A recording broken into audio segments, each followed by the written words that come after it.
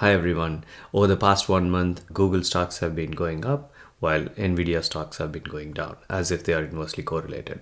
There are some market sentiments around TPUs and GPUs and what Google was able to accomplish with Gemini 3 Pro training just using TPU chips, which is interesting and it's partly driving this. There are various other factors for people to go bullish about Google, but I could only see one reason why Nvidia's stocks are going down, which is the threat from TPUs. So in this video, we will take a technology lens and see how GPUs and TPUs work and whether they complement each other or they really competition. Is this fear actually warranted or not? Let's dive into the video, and at the end of the video I will share my opinion on what I think is happening. I will be taking a stance that Nvidia's GPUs are not a threat at this moment. Over the past week or so, there has been a lot of news about Google selling its Tensor Processing Units, known as TPUs, to Meta and Apple. So far, Google has only been renting out these chips on their Google Cloud platform. What does it mean for Google to sell these chips? Google's TPUs are proprietary. So far, only first-party workload has been running on TPUs. But if they are going to sell it to Apple and Meta at large scale volumes, who's going to support those? Is there talent outside of Google that can actually set these data centers up for Google and Apple? Or is it just a Google Cloud deal? It's probably a Google Cloud deal, but we will know soon.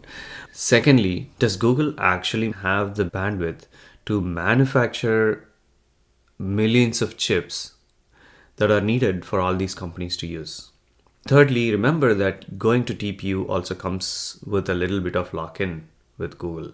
So will these companies like Apple and Meta be willing to take that risk? There are a lot of questions to be answered.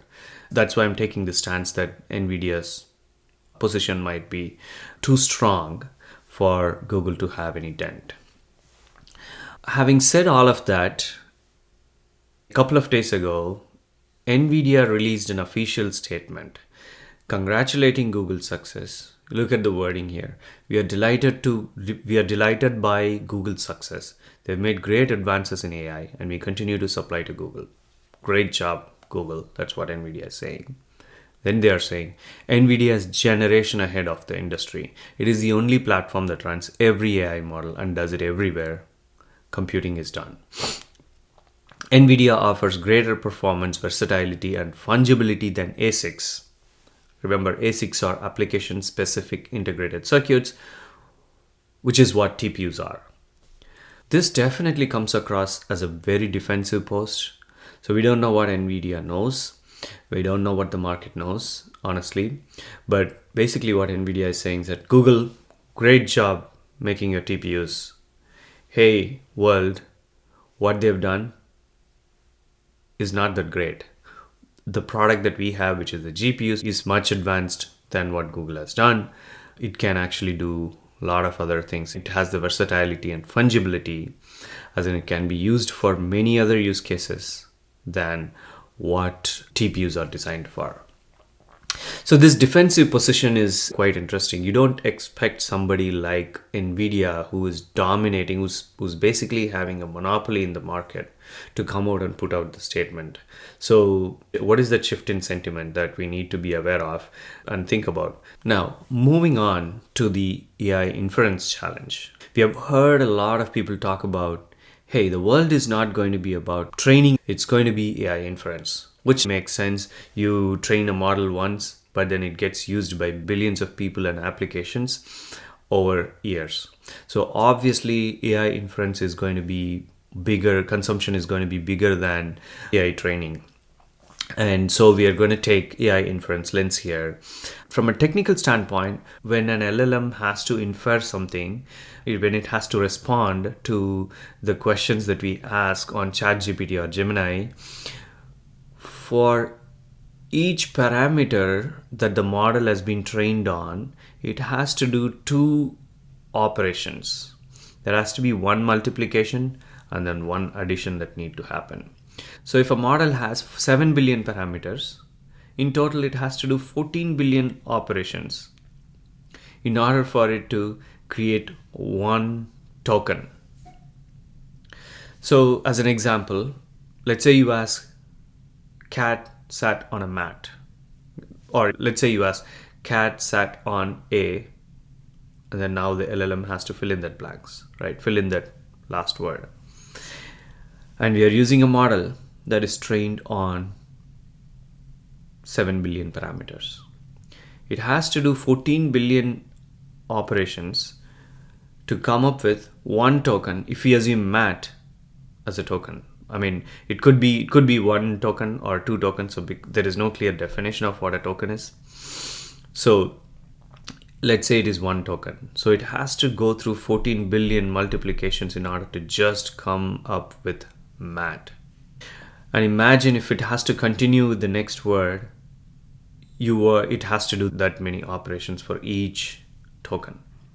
AI inference is extremely compute intensive. Prior to GPUs and TPUs, we had these CPUs which are really good, really, they're really efficient, really smart at what they do. But only problem is that they do it sequentially, right?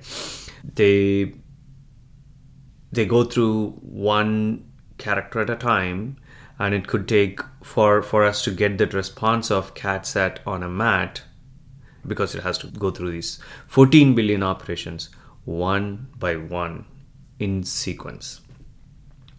So then came GPUs and TPUs. Each GPU has multiple cores, and each core can go and do this multiplication and accumulation in parallel to each other and complete all these 14 billion operations much faster than the CPU can. But individually, remember that individually CPU is much better. But GPUs and TPUs as an army together, they are much more efficient.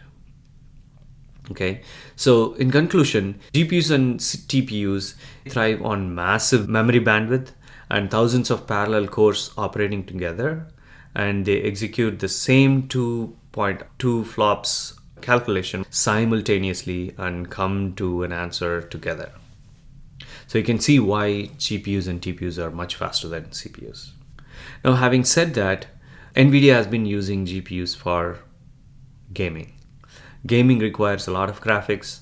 You cannot afford for CPUs to do the calculation one by one, then the screen rendering will be super slow.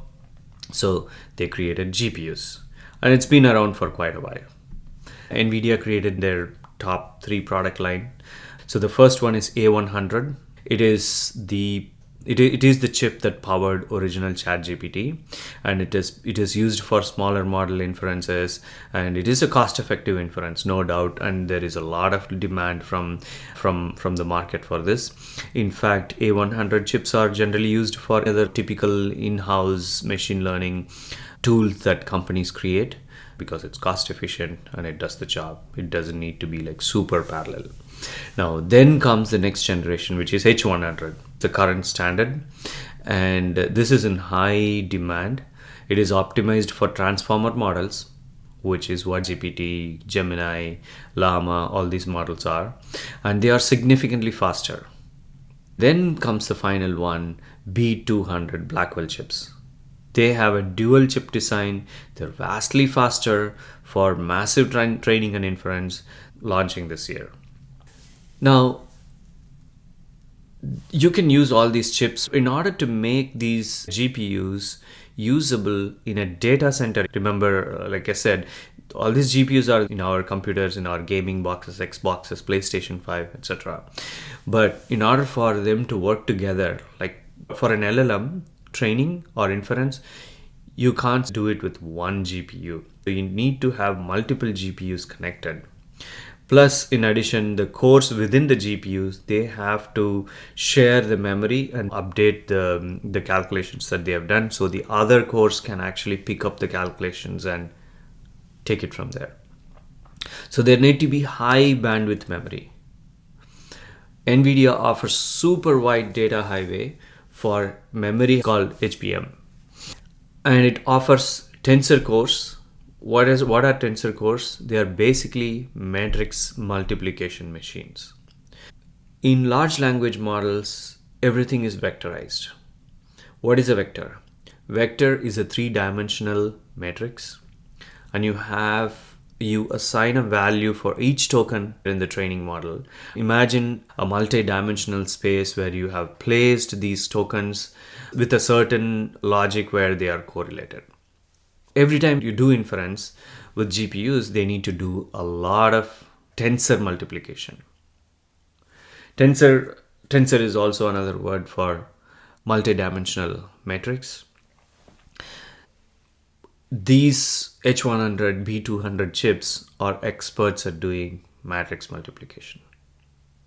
Then finally comes NVLink. It's not enough to have one chip, but you want all those chips to be connected with a high bandwidth network, and that is where NVLink comes handy. With this, you can connect thousands of GPU chips and create a supercomputer. Right? In brief, it's not only enough to have these amazing chips like H100, A100, and B200. You need to also have this high bandwidth memory and this specialization in matrix multiplication and this super efficient network like NVLink, which can enable connection of multiple of these GPUs. This is what makes Nvidia's world special, right? All these four factors. Now, having seen what Nvidia has, let's take a quick look at what is GPU. Google has generally been a CPU shop. They are known to run low-cost data centers for a very long time using CPUs. They did not really have a lot of GPUs. I mean, first of all, there wasn't a lot of GPUs available in the market. And secondly, even if you want GPUs, those are going to be expensive. So it just didn't align with their technical infrastructure model. So in 2013, as Google Assistant and Translate features were coming into Android phones, they realized that if every user used these features once a day, they don't have the data center capacity to handle that in their current infrastructure model. So they realized that they need to come up with a new kind of chip that is a specialist in doing this matrix multiplication. So they came up with this project to create TPUs. It is basically a custom application specific integrated circuit, ASIC, dedicated to doing this matrix multiplication. Originally, they were able to do only inference because that's the problem they were trying to solve. Over time, these TPUs have gotten better. They were able to do training, connect multiple TPUs together and create supercomputers. There is a core difference in how GPUs and TPUs operate. In GPUs, each core within the GPU acts as an individual. Using a chef analogy, imagine if a kitchen gets an order for 1,000,000 burgers. In a GPU world, everything happens in parallel. Every core is like an individual chef. Each person goes to the memory, goes to the refrigerator, gets the raw material, makes a burger, stores it, puts it on display for someone else to take. And then they have to also go and update maybe the inventory in the refrigerator. So everybody else knows how many they can make, if they need to order more, etc. So every person does this in parallel. Whereas in TPU, it's almost like an assembly line. Imagine there are sequential set of robots. The first person places the bottom of the burger, the other person places the patty, and then lettuce, and so on. And it goes like an assembly line, handing off without having to access the refrigerator every time. Only the first step, it accesses the memory, the refrigerator, but after that, they just start working in sequence. TPUs are very efficient at doing this, but the only problem is that TPUs can only do matrix multiplication. Whereas GPUs are versatile. They can do pretty much like any parallel use case. Anyway, today Gemini 3 Pro was trained purely on TPU, which is a great accomplishment for Google, and that is what is causing the fear for Nvidia, as if Google can steal their lunch. Now this diagram again shows the difference between GPU's operation and TPU's operation. GPU uses massive parallel cooks with frequent memory access, while TPU uses a rhythmic assembly line for highly efficient continuous data flow. Now let's take a look at Nvidia versus Google chip business. Nvidia sells their chips to everyone. Pretty much every AI company. It's like everyone is living in Nvidia's world. Every time when a company says, yeah, we are investing, we are building a data center for $100 billion, you could imagine a minimum of 60-70% going to Nvidia. They make a whopping 75% profit margin on every chip they sell. The largest customers are Microsoft, Meta, Amazon, and OpenAI. Google, on the other hand, has been a vertical integrator. Google itself has all these AI models, and so they use their TPUs for their own use cases. And actually Broadcom makes them for them, but the IP is owned by Google.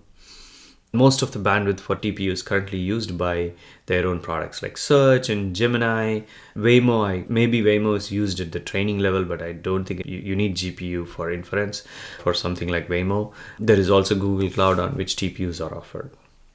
3 to 4 million GPUs are manufactured by Nvidia per year, whereas Google only manufactures about 1 million TPUs. In terms of strategy, Nvidia sells to anyone. You can basically buy it and put it in your data center, but for TPUs you cannot buy them outside. You can only rent it using Google Cloud. So in comparison, Google has a lot of great businesses, no doubt about that, right? I mean, there is a lot of potential with what they have, but honestly I don't think they are actually in a chips business yet.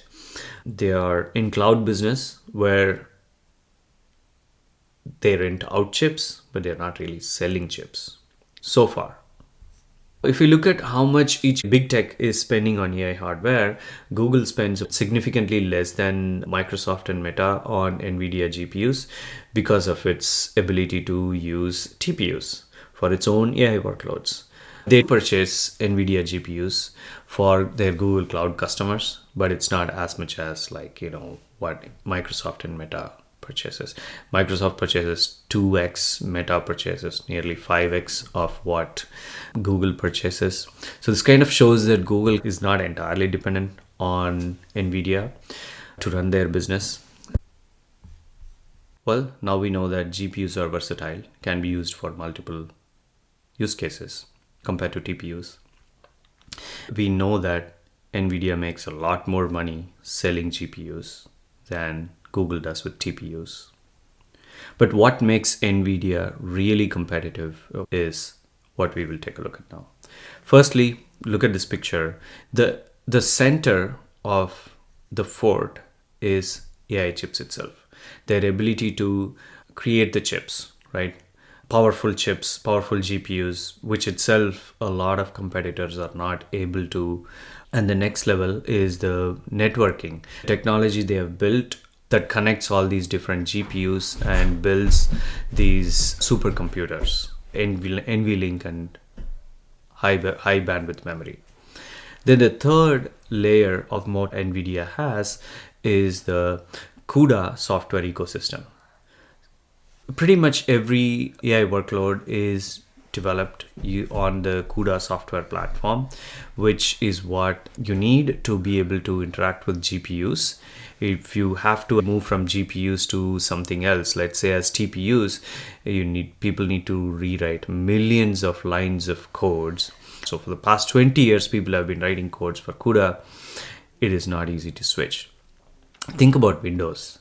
How Windows has stayed relevant for this long is because the entire enterprise software stack has mostly been written for Windows, and it is really hard for anybody to rewrite all those things for Mac. The same thing applies to Nvidia here because of the CUDA software ecosystem.